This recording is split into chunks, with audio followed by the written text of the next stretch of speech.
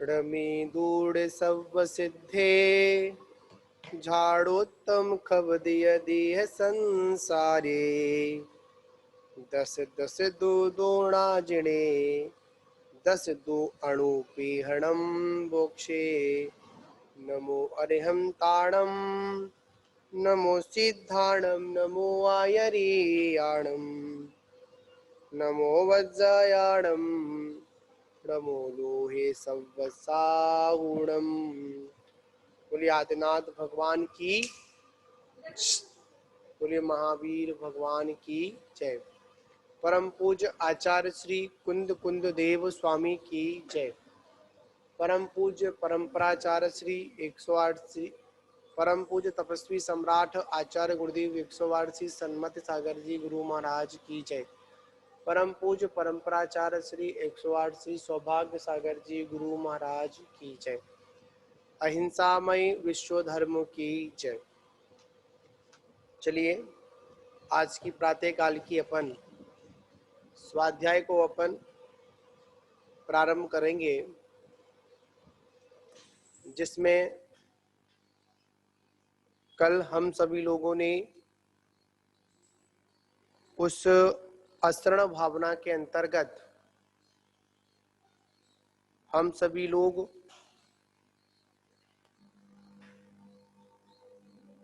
उस विषय में अपन चलेंगे जो विषय कल हम लोगों ने पूर्ण किया था, जिसमें अरहंत सिद्ध आचार्य उपाध्याय और साधु, इनको शरण इसलिए बताया था क्योंकि ये लोग भी अपनी आत्मा की शरण में तल्लीन है, अपनी आत्मा की ही शरण में हमेशा लगे रहते हैं, इसलिए ये शरणभूत है। जो अपनी आत्मा के आश्रित हैं वही हमको आत्माश्रित कर सकते हैं या उसका मार्ग बता सकते हैं। जिसने अभी अपनी आत्मा का स्वाद ही नहीं चखा है, वह जीव हमको कभी भी आत्मा के बारे में नहीं बता सकता है। मंजिल वही बताते हैं जो उस मार्ग पर चलकर मंजिल तक पहुंचे हो, और जो उस मंजिल तक ही नहीं पहुंचे हैं और उनसे कहा जाए कि आप हमको अपना मार्ग बता दें, तो वो उस मार्ग को नहीं बता सकते, हमको गुमराह कर देंगे। क्यों माता जी? यहाँ कह रहे हैं वही जीव अपने को मार्ग दिखा सकते हैं जो उस मार्ग पर चले हों। मतलब सही मार्ग वो बता सकते हैं जिस मार्ग पर वो चलकर गए हों, या जिस मार्ग पर वो चले हों वही तो बताएंगे। चले ना तो नहीं बताएंगे। तो कहां से बताएंगे? यहाँ कैमरा लगा, क्या कौन बता सकते हैं? जो उस मार्ग पर चलकर गए हैं वही हमको बता सकते हैं कि मार्ग आपका ये है। अन्यथा जो जीव उस मार्ग पर चला ही नहीं है और वो हमको मार्ग क्या बताएंगे? हमको कुछ भी मार्ग नहीं बता सकते हैं।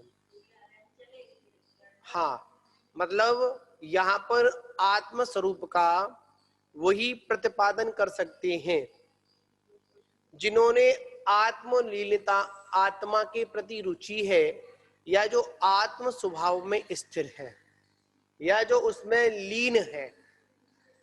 अन्यथा हर किसी व्यक्ति से कहा जाए कि आप अब हमको आत्मा का स्वरूप बता दो, तो नहीं बता सकते हैं। जैसे सम्मेद शिखर की यात्रा करके आया हुआ व्यक्ति ही सम्मेद शिखर के बारे में बता सकता है। क्या बता सकता है? सम्मेद शिखर के बारे में बता सकता है। और जिसने सम्मेद शिखर की यात्रा ही नहीं की हो और हम उससे ये कहें कि आप हमको सम्मेद शिखर का मार्ग बता दो, तो नहीं बताएगा। वो क्या करेगा? वह उनको गुमराही करेगा। क्या करेगा? वो उनको गुमराही करेगा। तो आचार्य भगवंत कहते हैं ऐसे बहुत जीव हैं जो हमको गुमराह करने वाले हैं। ऐसे लोग हैं बहुत है। संसार में, ऐसे बहुत लोग हैं जो क्या करने वाले हैं? हमको गुमराह करने वाले हैं। तो आचार्य कहते हैं हमको गुमराह नहीं होना है, गुमराह नहीं होना। दूसरों के भटकाने पर अपने मार्ग को छोड़कर नहीं जाना है। अगर हम दूसरों के कहने पर अगर अपने मार्ग को छोड़कर चले जाते हैं तो उसमें क्या होता है? हमको मंजिल नहीं मिलेगी, हम भटक जाएंगे। हाँ, और अधिकांश अपने जीवन में जो अज्ञानता है, किस लिए है? इसलिए है क्योंकि हमने अभी अपने जीवन में ना कभी सही मार्ग देखा, नहीं। ना ही हमने सही मार्ग को चुना, और ना ही हमने सही मार्ग बताने वालों की शरण को प्राप्त किया। क्या नहीं किया? ना हमको सही मार्ग मिला, ना हम सही मार्ग पर चले, और ना हमको कोई सही मार्ग बताने वाला मिला, और ना जो बताने वाले थे हमने उनकी शरण को भी नहीं लिया। तो आचार्य कहते हैं आत्मा की शरण, आत्मा का मार्ग, मोक्ष मार्ग कौन बता सकता है? वही बता सकते हैं जो मोक्ष मार्ग पर चल रहे हो या जो चल चुके हो, अन्यथा हर कोई नहीं बता सकता है। अगर वास्तविकता यहां पर मोक्ष का प्रतिपादन करने वाले अगर कोई है तो हमारे वो कौन है? पंच परमेष्ठी है। कौन है? पंचवंती। पंच परमेष्ठी है।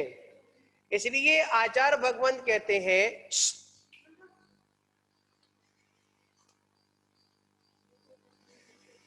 इसलिए आचार्य भगवंत क्या कहते हैं? पंच गुरु शरणा। पंच गुरु शरणा। अब आपका जो समय है वो किसके लिए है? पंच गुरु शरणा। पंच गुरु शरणा। मतलब पांचों परमेष्ठियों की जो गुरु है, जो जगत गुरु है, उनके चरणों में क्या करना है? हमको शरण लेना है। क्या लेना है? शरण लेना। शरण लेना है। जब तक आप पंच गुरुओं की शरण नहीं लोगी तब तक आपका आत्म शरण भी नहीं हो पाएगी। क्या नहीं हो पाएगी? आत्मा की शरण भी नहीं हो पाएगी। आत्मा की शरण तभी होती है जब हम पंच गुरु शरण लेते हैं। तो कल हम लोगों ने अनंत के बारे में समझा और सिद्ध के बारे में समझा। तो अनंत के बारे में क्या बताया? मतलब जो वंदना नमस्कार करने योग्य हैं, जो पूजा सत्कार करने योग्य हैं, और जो मोक्ष प्राप्त करने के योग्य हैं, इस कारण से वो कौन कहलाते हैं? अरहंत कहलाते हैं। अरहंत ऐसे ही नहीं कहलाते हैं। अरहंत कहलाने के पीछे कुछ ना कुछ उनका क्या है? व्यक्तित्व है। क्या व्यक्तित्व है? वह पूजा हम इसलिए फुकड़ में पूजा नहीं कर रहे हैं, कहीं ना कहीं पूजा करने के पीछे भी कुछ ना कुछ कारण है। वो कारण क्या है? वो अपनी आत्मा में लीन हो चुके हैं या अपनी आत्मा में लीन हो रहे हैं। मतलब अरहंत का क्या बता? जिन्होंने अपने कर्म समूह को नष्ट कर दिया है, इसलिए वो कौन कहलाते हैं? इसलिए वो अरहंत कहलाते हैं। और सिद्ध कौन होते हैं? जिन्हों के सर्व कार्य सिद्ध हो चुके हैं। क्या हो चुके हैं? जिन्हों के सारे कार्य सिद्ध हो चुके हैं, इसलिए वो कौन कहलाते हैं? इसलिए वो सिद्ध कहलाते हैं। सिद्ध कहलाते। मतलब संसार में अगर सबसे बड़ा अगर कोई कार्य सिद्ध करने का है तो वो क्या है?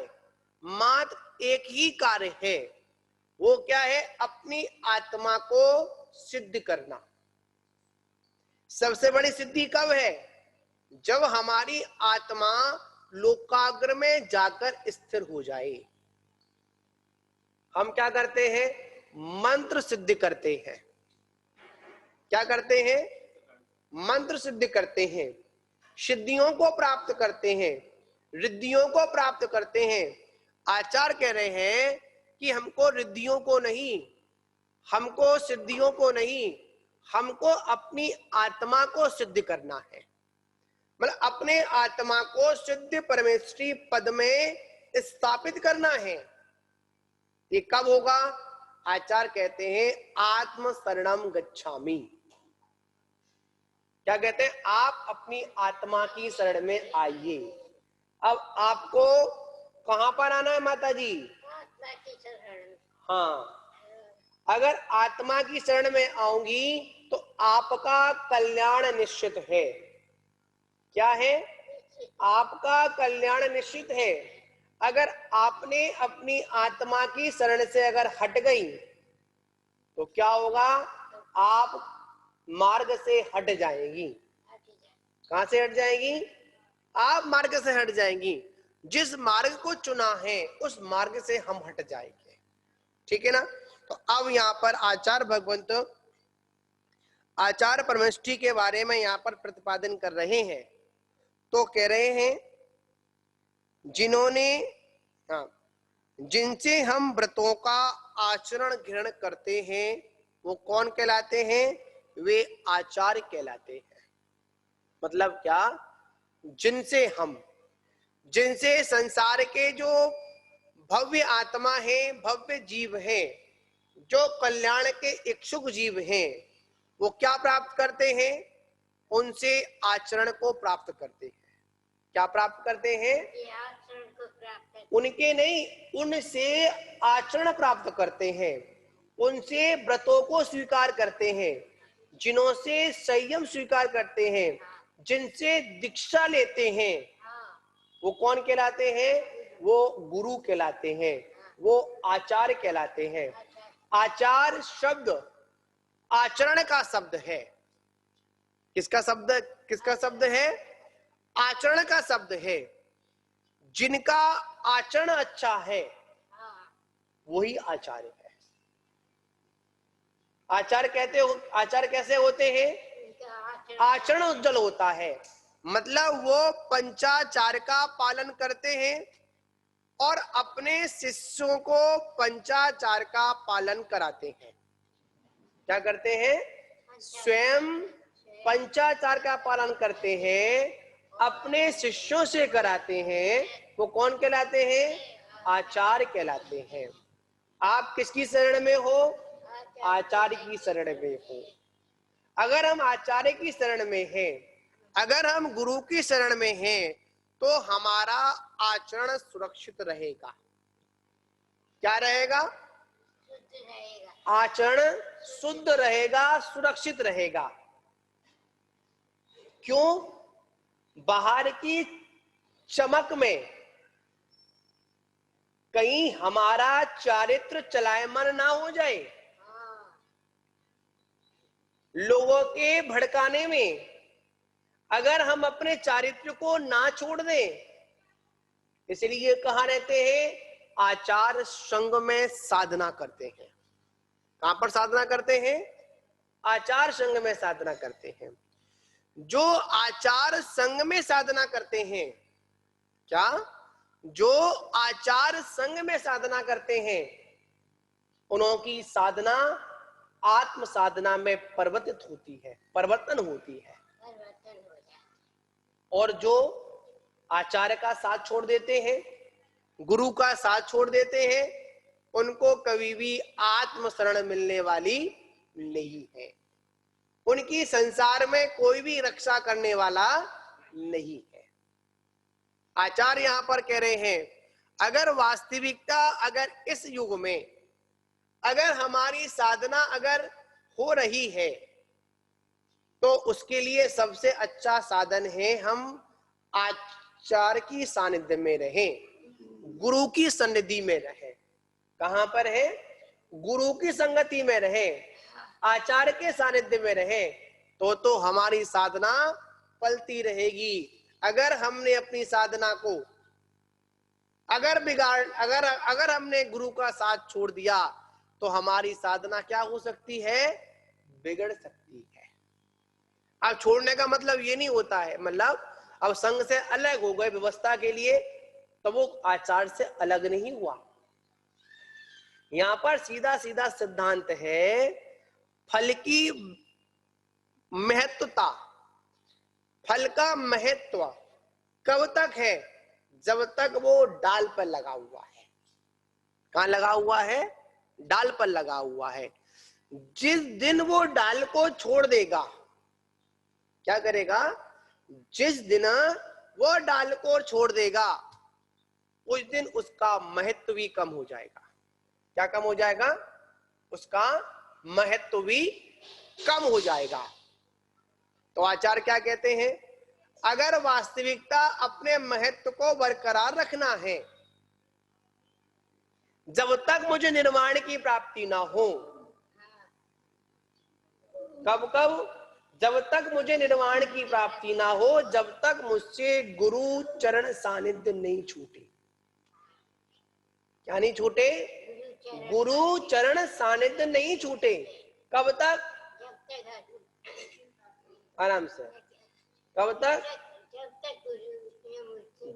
जब तक मोक्ष की प्राप्ति ना हो, तब तक क्या ना हो, गुरु चरण सानिध्य नहीं छूटे।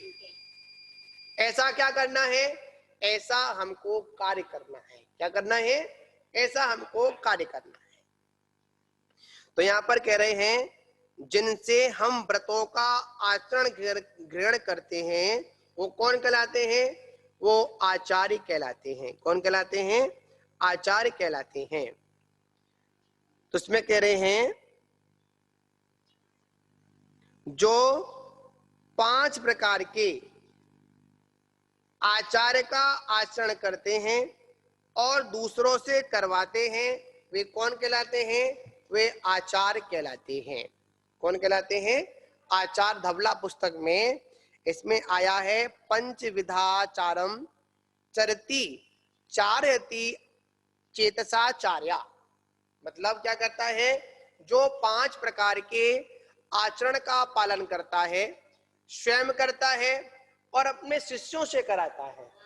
क्या करता है, स्वयं करता है, अपने शिष्यों से कराता है, वो कौन कहलाता है, वो आचार्य कहलाता है। कौन कहलाता है, वो आचार्य कहलाता है। आचार्य के स्वरूप के विषय में मूलाचार्य में भी कहा है, जो सर्वकाल संबंधी आचार को जानते हैं। मतलब सर्वकाल, मतलब यहाँ पर देखना पड़ेगा कि ऐसा नहीं है कि जो वर्तमान, जो अपना भूत का विषय है उसी विषय पर आचार्य कह रहे हैं। सर्वकाल से मतलब क्या, उसको सारी जानकारी, सारे कालों की जानकारी। हाँ, जो भूत, भविष्य और वर्तमान, मतलब उसकी भूत में साधना कैसी हुई थी, भविष्य में साधना कैसी होगी और वर्तमान में साधना कैसी करनी है, इसके वो जानकार होने चाहिए। उन्होंने भूत में साधना कैसी की, वर्तमान में साधना कैसी कर रहे हैं, भविष्य में साधना कैसी, इसकी भी जानकारी उनको होनी चाहिए। तब जाकर वह क्या करते हैं, स्वयं भी आचरण में होते हैं और दूसरों को भी आचरण में करते हैं। मतलब जो सर्वकाल संबंधी आचार्य को जानते हैं, स्वयं आचरण योग्य आचरण करते हैं, अन्य साधु से भी जो आचरण कराते हैं, इस कारण वो कौन कहलाते हैं, इस कारण वो आचार्य कहलाते हैं। आचार्य क्यों कहलाते हैं, आचार्य क्यों कहलाते हैं, वो सर्वकाल में अपने आचरण को स्वीकार करते हैं, अपने शिष्यों से कराते हैं, कब कहां पर क्या जरूरत है, कैसी नीति है, तो वो क्या करते हैं, उस नीति के अनुसार अपने शिष्यों की साधना को कराते हैं। आचार्य कैसे होते हैं, आचार्य दूरदर्शी होते हैं। कैसे होते हैं स्वरूप सागर जी, आचार्य दूरदर्शी, आचार्य दूरदृष्टि होते हैं। वो क्या करते हैं, दूर से ही जान लेते हैं कि अब आगे क्या होने वाला है, इसकी साधना मुझे कैसे करानी है, क्या करना है। ये कौन करते हैं, आचार्य का दायित्व होता है। किनका दायित्व होता है, आचार्य का दायित्व होता है। और जो आचार्य के दायित्व में रहते हैं वही मोक्ष के अधिकारी है। कौन है, जो आचार्य का दायित्व स्वीकार करते हैं, आचार्य का कहना मानते हैं, वही मोक्ष के अधिकारी है। आचार्य से मतलब क्या, जो आचरण पूर्ण व्यक्ति है। कौन है, संघ के नायक हैं। किसके नायक हैं, संघ के नायक हैं, मुखिया हैं। आचार्य कौन है, संघ के मुखिया हैं, संघ के नायक हैं। ऐसा हमें कार्य करना चाहिए। इसलिए वो कौन कहलाते हैं, इसलिए वो आचार्य कहलाते हैं। आचार्य ऐसे नहीं कहलाते फालतू में, उनके भी क्या होते हैं, बड़े बड़े गुण होते हैं, तब जाकर वो आचार संबंधी बात निकल के आती है।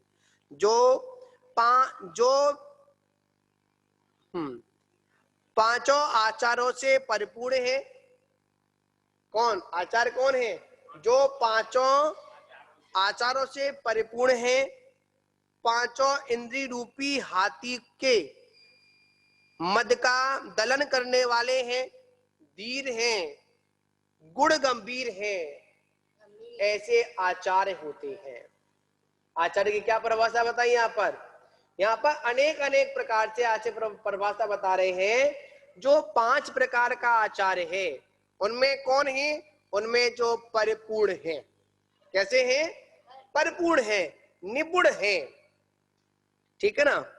जो पांचों इंद्रिय रूपी हाथी, इंद्रियों की मतलब इंद्रिय रूपी हाथी को क्या करते हैं, उनके मद का दलन करते हैं।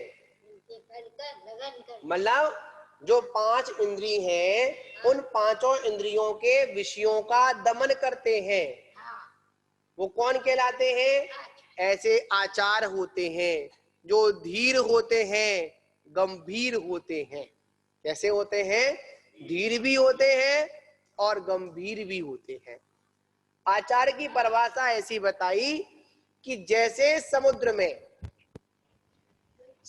में चाहे कितनी भी नदियां मिल जाएं, क्या कह रहे हैं, समुद्र में चाहे कितनी भी नदियां मिल जाएं, फिर भी समुद्र कैसा रहता है, शांत रहता है।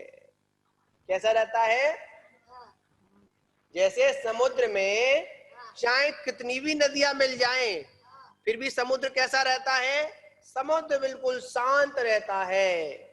उसी प्रकार आचार्य के संग में चाहे कितने भी लोग आ जाएं, आचार्य क्या करता है, उन सारी छोटी मोटी नदियों को अपने अंदर मिलाने की सामर्थ्य रखता है। आचार्य संघ में सभी तरह के साधक होते हैं। उत्कृष्ट साधना करने वाले भी होते हैं, मध्यम साधना करने वाले भी होते हैं और शून्य चारित्र वाले भी होते हैं। पर क्या होता है, आचार्य के संग में सब चल जाते हैं, सभी का बेड़ा पार हो जाता है। आचार्य ऐसी एक आचरण की नाव है। क्या, आचार्य एक ऐसी आचरण की नाव है, जो व्यक्ति इसमें सवार होता है वो नाव भी पार होती है और बैठने वाला भी पार होता है। जिसके पास में कुछ हो, देने को हो या ना देने को हो, पर एक बार जो आचार रूपी मतलब आचरण रूपी नाव में सवार हो जाता है, उसको चलाने वाले कौन है, आचार उसको चला रहे हैं, हम सभी उसमें बैठे हैं। अगर हम उनकी बातों को मानते हैं, अगर उनके कहने को अगर कहना मानते हैं, तो क्या होता है, वो नाव पार हो जाती है।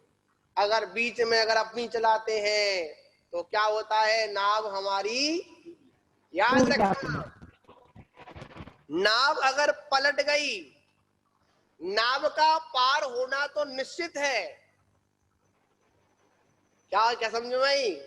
अगर नाव पलट भी गई तो आचरण रूपी नाव का पार होना निश्चित है, पर जिसने पलटाई है उसका डूबना निश्चित है। क्या कर रहे हैं? जिसने उस चारित्र की नाव को छोड़कर निकल गया, कहां निकल गया? चारित्र रूपी नाव को छोड़कर निकल गया, तो क्या होगा? उसका पार होना भाई मुश्किल है। डूबेगा। वो डूबेगा। हाँ, वो डूबेगा। इसलिए क्या कह रहे हैं? हमको आचरण रूपी नाव में सवार होना है। किसमें होना है? आचरण रूपी नाव में सवार होना है, और कोई दूसरा साधन नहीं है। तो इसमें कह रहे हैं प्रवचन रूपी, अब यहाँ पर वही बात क्लियर हो रही है। यहाँ पर धवला पुस्तक ग्रंथ में कहा है, प्रवचन रूपी समुद्र जल के मध्य स्नान करने से उनकी बुद्धि निर्मल हो चुकी है। इनकी क्या कह रहे हैं यहाँ पर? आचरिक बुद्धि कैसी हो चुकी है? कि प्रवचन रूपी, मतलब अष्ट प्रवचन रूपी जो माता है, उससे क्या हो चुकी है? प्रवचन रूपी समुद्र के जल से, मतलब समुद्र के जल के माध्यम से जिन्होंने क्या किया है? स्नान किया है। क्या किया है? स्नान किया है। उनकी बुद्धि कैसी हो चुकी है? निर्मल हो चुकी है। जो निर्दोष रीति से षड आवश्यकों का पालन करते हैं। क्या करते हैं? षड आवश्यकों का पालन करते हैं। जो मेरू पर्वत के समान, किसके? जो मेरू पर्वत के समान निष्कंप्य धीर हैं, सिंह के समान निर्भीक हैं, और जो निर्दोष हैं। यहाँ पर आचार्य के गुणों का यहाँ पर वर्णन किया जा रहा है। क्या किया जा रहा है? आचार्य कौन है? आचार्य वो है जिन्होंने प्रवचन रूपी जल से, मतलब प्रवचन रूपी समुद्र के जल से जिन्होंने क्या किया है? स्नान किया है। उनकी बुद्धि कैसी हो चुकी है? निर्मल हो चुकी है। और जो निर्दोष रीति से अपने षड आवश्यकों का क्या करते हैं? पालन करते हैं, और सुमेरु पर्वत की तरह कैसे हैं? निष्कंप है। उनको कोई चलायमान नहीं कर सकता है, और सिंह के समान निर्भीक है। ऐसे जो निर्दोष चारित्र का पालन करते हैं, ऐसे आचार परमेष्टि होते हैं। कौन होते हैं? ऐसे आचार परमेष्टि होते हैं। मुझे क्या करना है? मुझे आचार परमेष्टि की शरण को प्राप्त करना है। क्या करना है? मुझे आचार परमेष्टि की शरण को प्राप्त करना है। जब तक मैं आचार परमेष्टि की शरण को प्राप्त नहीं करूंगा, जब तक मेरा आत्म कल्याण होने वाला नहीं है। इसी तरह जो देश, कुल और जाति से शुद्ध है, अपन जो बड़ी जो आचार भक्ति पढ़ते हैं प्रतिकरण में, देश कुल जाहु सिद्धा आता ना, जो देश से, कुल से और जाति से जो शुद्ध हैं, सौम्य मूर्ति हैं। ऐसी मूर्ति है? सौम्य मूर्ति हैं। अंतरंग और बहिरंग परिग्रह से रहित हैं, जो आकाश के समान निर्लेप हैं, वे आचार परमेष्टि होते हैं। कौन होते हैं? वे आचार परमेष्टि होते हैं। यहाँ पर बात बड़ी समझने वाली है। मतलब जिनका देश कैसा हो? शुद्ध हो। देश से मतलब क्या? जिनका सही देश में जन्म हुआ हो, मतलब जहां पर जो धार्मिक माहौल है। कैसा माहौल है? जहां पर धर्म की नीति को जानते हैं, ऐसे देश में जिनका जन्म हुआ हो, वो कौन क्या वो उनका क्या कहलाएगा? वो देश शुद्धि कहलाएगा। क्या कहलाएगा? देश शुद्धि कहलाएगा। कुल शुद्धि क्या कहलाएगा? जिनके कुल में कोई दोष ना हो। क्या ना हो? जिनके कुल में कोई दोष ना हो। वो क्या कहलाएगा? उसकी कुल शुद्ध कहलाएगा। और जाति शुद्धि क्या कहलाएगी? जहां पर वो उत्पन्न हुआ है उसकी जो जाति है वो भी कैसी हो? शुद्ध हो। जब तक ये देश, कुल और जाति शुद्ध नहीं होगी, जब तक क्या नहीं होगा?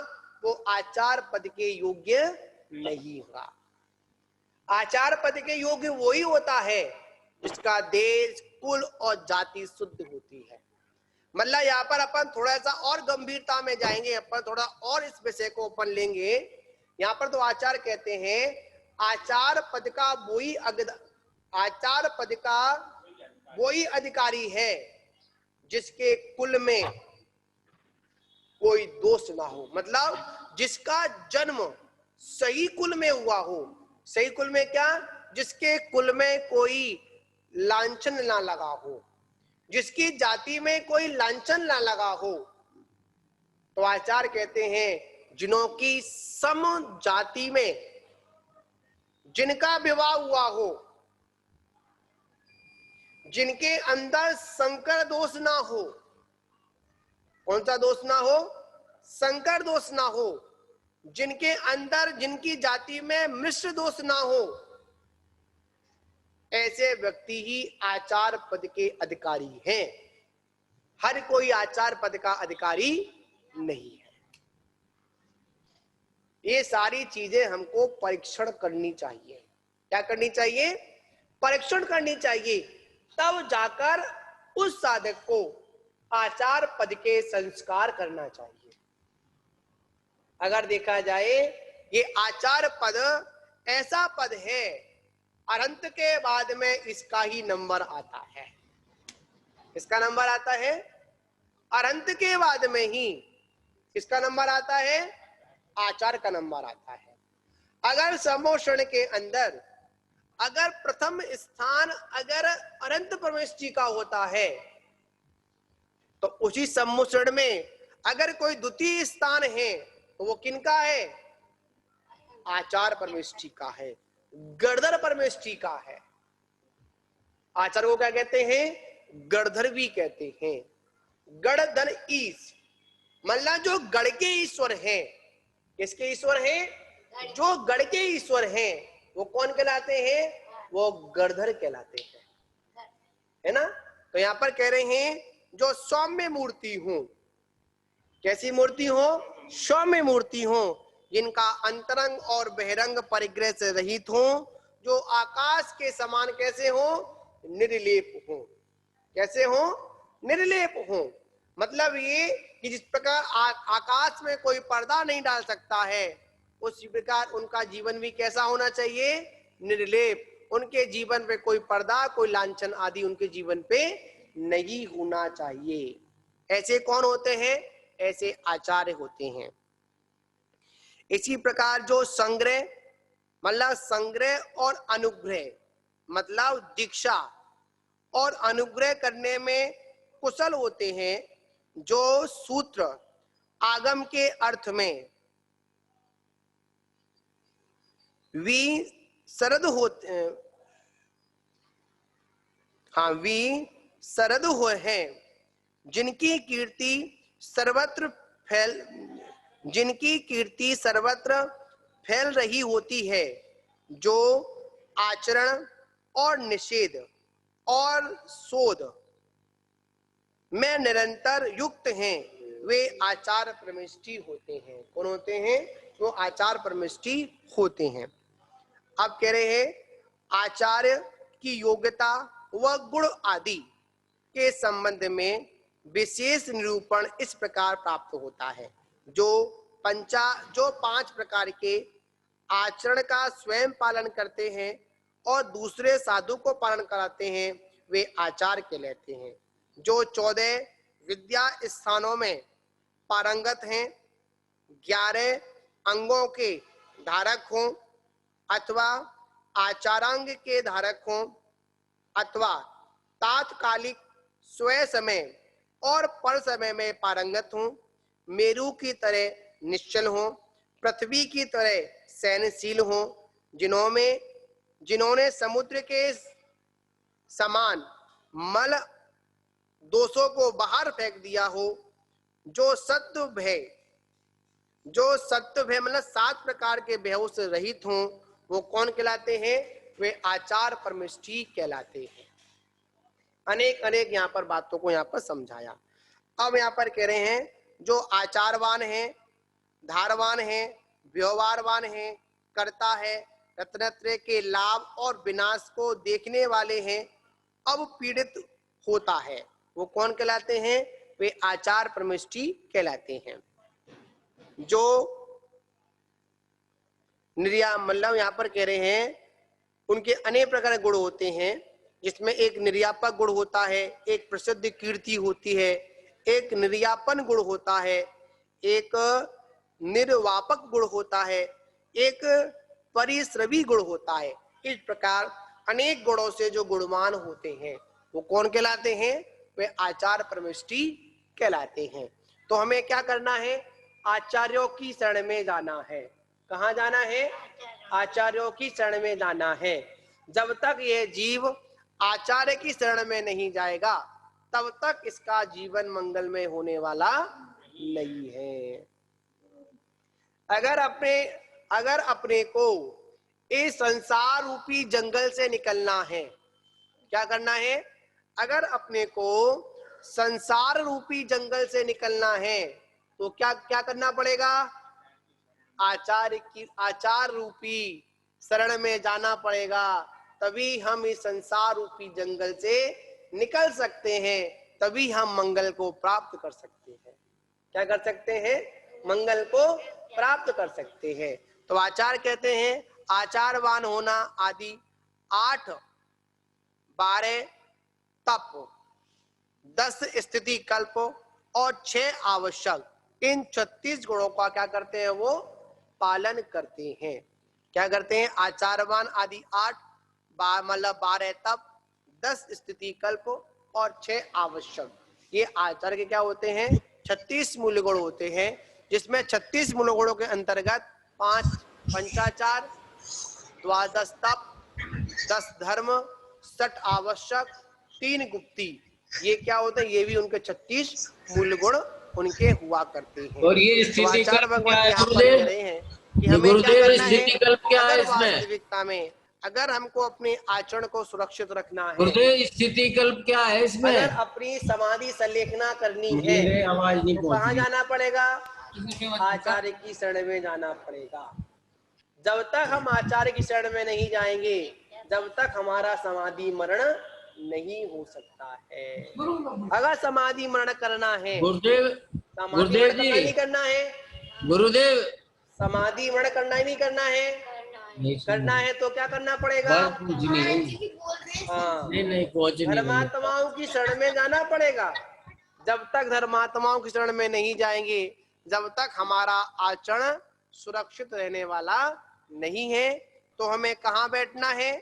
गुरुदेव स्थिति कल्प क्या है इसमें? गुरुदेव क्या होना है? आचार रूपी नाव में सवार होना है। जब हम आचार रूपी नाव में सवार हो जाते हैं तो क्या होता है? हम इस संसार सागर से पार हो जाते हैं, क्योंकि नाव स्वयं भी पार होती है और दूसरों को भी क्या करती है? पार कर देती है। क्या करती है? स्वयं भी पार होती है और दूसरों को भी पार कर देती है। इसी के साथ इस विषय को यहीं पर विराम देते हैं। आगे अपन उपाध्याय साधवा मतलब उपाध्याय और साधु परमेश्वर का वर्णन करेंगे अपन। इसी के साथ विराम। जय गुरु महावीर भगवान की जय।